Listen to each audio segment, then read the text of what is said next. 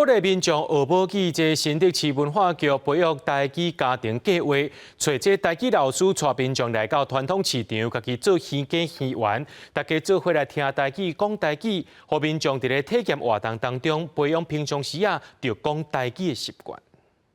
用传统的，你就爱足侪人，切肉是切肉的，夹肉是夹肉的，拍鱼浆是拍鱼浆的，每一个人的胃无同安尼。用台语解说鱼浆的制作过程，告大家动手 DIY 订鱼羹、鱼丸，每一个大人、囡仔拢满面笑容。有民众讲，除了头一摆体验家己动手做，会当食到家己做的鱼丸，感觉真新鲜。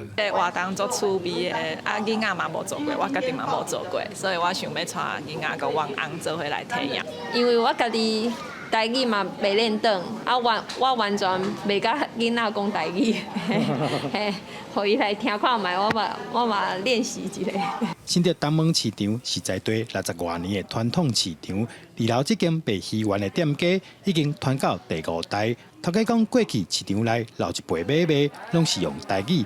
头家认为台语是台湾非常重要的母语，嘛鼓励大家来到市场买菜，通才用台语。若甲少年若讲台语会讲哈，你讲啥物？我唔知。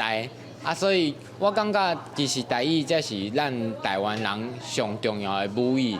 其实咱家己学起来，其实对咱有好无歹。希望会当吸引华语的台语学习家庭，交本来就会晓讲台语的文化家庭做伙来。88岁大家讲这多了非常，然后会当对东门市场一开始讲真歹。